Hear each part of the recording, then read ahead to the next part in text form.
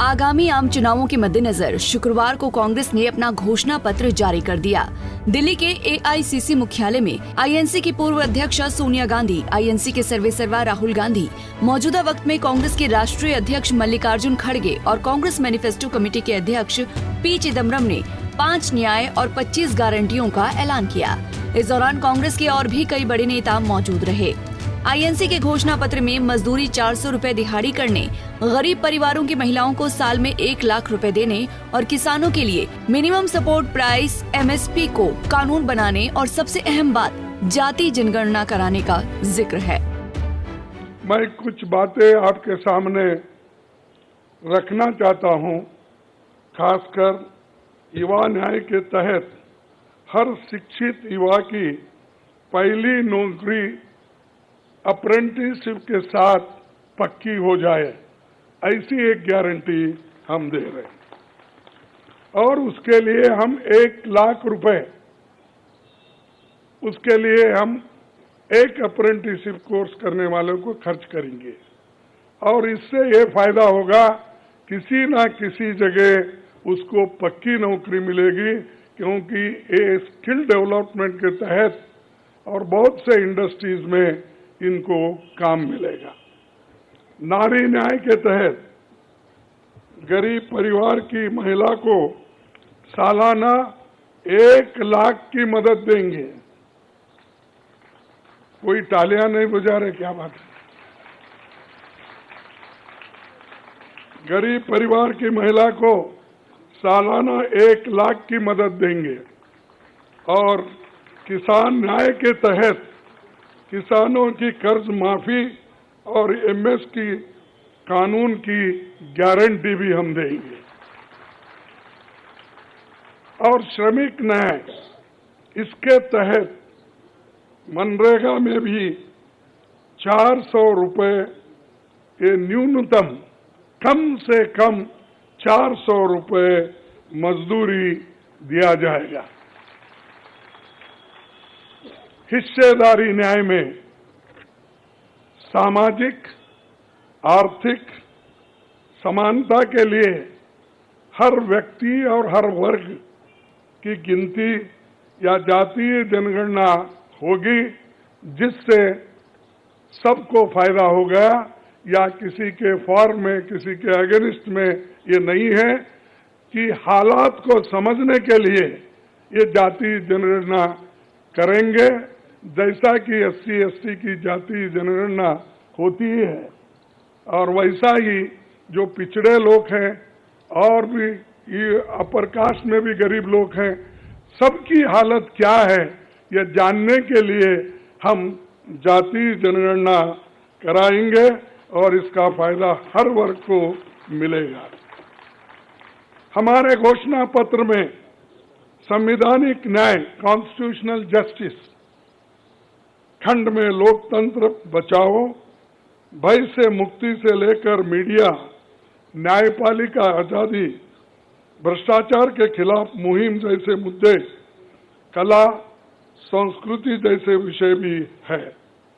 आर्थिक न्याय, economic justice खंड में आर्थिक नीतियों, बेरोजगारी, टैक्सेशन और टैक्स रिफॉर्म्स, ये सारी चीजें उसमें हम लाएंगे। इंडस्ट्री और इंफ्रास्ट्रक्चर पर ठोस काम हम करेंगे। राज्य न्याय, जस्टिस फॉर द स्टेट्स में संघीय विकास, पूर्वोत्तर भारत पर रोशनी हम डाले हैं। और जहां कहीं भी फेडरल स्ट्रक्चर को धोखा होगा, हम उस वक्त अपनी आवाज उनके साथ भी उठाएंगे। और जब हमारी गवर्नमेंट आएगी तो उनको बराबरी का हिस्सा देंगे, और ताकि वो पैसे के लिए तरस न हो, चाहे वो ड्रॉट हो, फ्लड हो, डिसास्टर्स हो। इसके लिए नेचुरल डिसास्टर्स, इन सब के लिए फेडरल गवर्नमेंट को कानून के तहत जो मदद मिलना चाहिए वो हम जरूर उनको दिलाएंगे। उसी के साथ देश की प्रतीक्षा और आंतरिक सुरक्षा के महत्व को ध्यान में रख रक्षा न्याय की भी खंड है, जिसमें विदेश नीति भी है। और विदेश नीति हमारी अब तक सफल हुई है और उसी नीति पे अगर ये लोग काम करते थे और ठीक ढंग से चलते थे और बहुत से मुश्किल हमको आज जो आ रहे हैं वो कभी नहीं आते थे। तो इसीलिए हम अपना रक्षा न्याय का देश की रक्षा के लिए पूरा हम काम करेंगे। आखिरी एक महत्व का बिंदु पर्यावरण न्याय भी देंगे। मल्लिकार्जुन खड़गे ने कांग्रेस मैनिफेस्टो की सारी बड़ी बातें बताई, तो वहीं दूसरी तरफ कांग्रेस के सर्वेसर्वा राहुल गांधी ने अपने मैनिफेस्टो के बारे में बात करते हुए कहा कि इसमें हमारी तरफ से कुछ भी शामिल नहीं किया गया है। इसमें वो है जो मैंने दोनों यात्राओं के दौरान ग्राउंड जीरो पर महसूस किया। ये जो मैनिफेस्टो बना है, ये मैनिफेस्टो कांग्रेस पार्टी ने नहीं बनाया है। ये मैनिफेस्टो हिंदुस्तान की जनता ने बनाया है। हमने सिर्फ इसको लिखा है, ठीक है, और हमने सिर्फ इसको लिखा है। जो किसानों ने हमें बताया, खारगे जी को बताया, मुझे बताया, बाकी नेताओं को बताया, वो हमने लिखा है। चाहे वो रोजगार की बात हो, चाहे वो कॉन्ट्रैक्ट लेबर की बात हो, हजारों लोगों से बात करके हमने ये हिंदुस्तान की आवाज है, ये लिखी है। आगे राहुल गांधी ने कहा कि कुल मिलाकर आगामी आम चुनाव लोकतंत्र बचाने और आक्रमण करने वालों के बीच है। बहरहाल कांग्रेस ने अपने घोषणा पत्र में बुजुर्गों को रेलवे में रियायत का वादा किया है।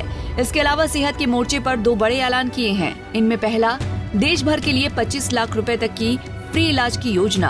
हालांकि राजस्थान में राहुल गांधी ने 50 लाख रुपए तक के फ्री इलाज की घोषणा की थी, जिसके बाद कांग्रेस राजस्थान का बीता विधानसभा चुनाव हार गई थी। दूसरा, कुल बजट का 4% स्वास्थ्य के लिए, जो कि कहीं 2028-29 तक हो पाएगा। अपने घोषणा पत्र में कांग्रेस का कहना है कि केंद्रीय जांच एजेंसियों पर लगाम कसी जाएगी। इस बात को देश के चीफ जस्टिस DY चंद्रचूड़ भी कह चुके हैं।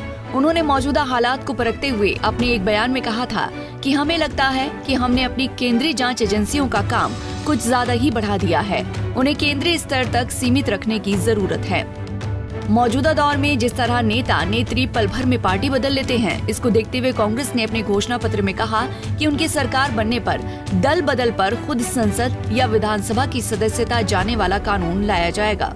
छोटे से लेकर बड़े चुनावों तक वोटिंग EVM से की जाएगी, लेकिन वीवीपैट से पर्ची का मिलान किया जाएगा। ये भी कांग्रेस ने अपने घोषणा पत्र में कहा। जिस तरीके से बीजेपी एक देश एक चुनाव की पक्षधर है, जिसके लिए उसने पूर्व राष्ट्रपति रामनाथ कोविंद की अध्यक्षता में एक कमेटी भी बनाई हुई है। इस कमेटी ने अपनी रिपोर्ट भी सौंप दी है। कुल मिलाकर बीजेपी एक देश एक चुनाव चाहती है, तो वहीं कांग्रेस ने अपने घोषणा पत्र में एक देश एक चुनाव का विरोध किया है। कांग्रेस ने इस तरह अपने घोषणा पत्र के जरिए सत्तासीन बीजेपी की कई नीतियों का विरोध किया और कहा कि जब वो केंद्र में आएंगे तो बीजेपी की नीतियों को पूर्णतः खत्म कर देंगे। तो वहीं आज राजस्थान दौरे पर पहुंचे पीएम नरेंद्र मोदी ने कांग्रेस के चुनावी घोषणा पत्र पर तंज कसते हुए कहा कि वो घोषणा पत्र जारी करते हैं, हम संकल्प पत्र जारी करते हैं। हम में और उनमें यही मूल अंतर है। दूसरी पार्टियों की तरह भाजपा केवल घोषणा पत्र नहीं जारी करती, हम तो संकल्प पत्र लेकर के आते हैं। 2019 में हमने जो संकल्प पत्र जारी किया था, उसके ज्यादातर संकल्प पूरे हो चुके हैं और 2 साल कोविड के संकट के बावजूद भी मोदी ने आपको जो वादा किया था, वो वादा पूरा करने के लिए एड़ी चोटी का जोर लगा दिया है। खैर, चुनावी मौसम का आखिरी दौर चल रहा है। बस कुछ ही समय के बाद वोटिंग भी शुरू हो जाएगी। मतदाता मर्जी की सरकार चुनेंगे, तो इसीलिए जरूरी है कि घोषणा पत्र या संकल्प पत्र में उलझकर मत रहिए। जिस मर्जी की सरकार आप चुनने वाले हैं, उस मर्जी पर गंभीर मंथन कीजिए। चुनावी घोषणा पत्रों में या चुनावी संकल्प पत्रों में आजाद भारत के बाद से लगातार खूब दावे और वादे किए गए हैं, जिनमें आधे तिहाई ही आज तक पूरे हो पाए हैं। कोई भी पार्टी केंद्र की कुर्सी पर विराजमान होने के बाद अपने आधे वादे और दावे तो भूल ही जाती है। नेता या नेत्री चुनाव जीतने के बाद पूरे 5 साल गलती से भी आपके गांव झांकने नहीं आते। कभी कभार गलती से आ जाएं तो आ जाएं। ऐसे वक्त में चुनावी घोषणा पत्रों और चुनावी संकल्प पत्रों का क्या ही महत्व होगा, जब नेता नेत्री पल भर में अपनी सदियों पुरानी आइडियोलॉजी को लात मारकर दूसरी पार्टी ज्वाइन कर लेते हैं, बगैर ये सोचे कि जनता ने उन्हें किस पार्टी का चेहरा देखकर जिताया था। जो खुद के नहीं हैं, वो आपके कैसे हो सकते हैं। Bureau report, Punjab Kesari TV. हमसे जुड़े रहने के लिए हमारे YouTube चैनल को सब्सक्राइब करें और नई वीडियो की नोटिफिकेशन के लिए बेल आइकॉन को दबाएं।